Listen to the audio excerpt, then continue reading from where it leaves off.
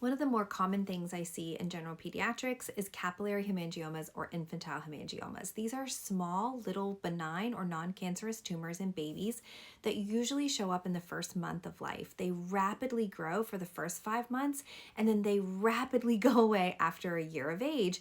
But there are some times that these are important to know about, and sometimes they need to be treated. The first thing to remember is that these are likely associated with some cell damage. So a baby is born with a lot of cells that are undifferentiated. They haven't been given a job yet. They're called stem cells.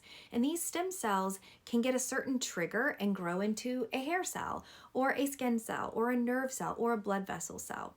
But because of either genetics, lack of oxygen to the site from damage, or sometimes for reasons we don't know, like prematurity, these stem cells can get confused and start making too many of these blood vessel cells and create these little tumors of blood vessels called hemangiomas. These are more than just cosmetic problem though, and there are times we need to treat them.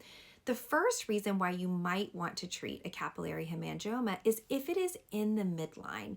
When they are on the midline, especially on the face, there's a higher likelihood that there are also some in the airway.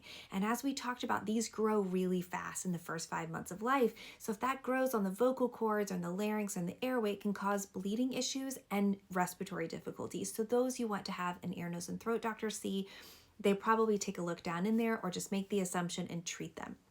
If they are going to be disfiguring, so something large on the face like this is going to be disfiguring for a child even if they rapidly go away, because as they go away, this is the progression. They get thinner and lighter and pink, sometimes a silver scar, but if that's on the center of the face, larger than 2 to 5 centimeters in an area that's going to cause scarring and disfigurement, they are eligible to be treated. They also should be treated if there's more than 5 of them, because that increases the risk that they're on the liver as well, which can cause bleeding difficulties. Another reason to treat is when they're really large and in areas of friction like the diaper area, they can cause ulcerations, which can be really uncomfortable, lead to a lot of bleeding, because remember, these are blood vessels. So your pediatrician or primary care provider is going to point them out. You point them out if you notice and we don't notice them. We keep a close eye on them. The treatment for these are actually blood pressure medications, propranolol and timolol. One is topical, one is by mouth. That is usually managed in most areas by a cardiologist, dermatologist, or ear, nose, and throat. But general practitioners can treat these if that is not available and they're more simple. There are some other treatments after a year of age if they don't get better, like lasers and cosmetic surgeries, but we're talking about mostly how to treat them to prevent complications. If you have any questions, let me know. Take care.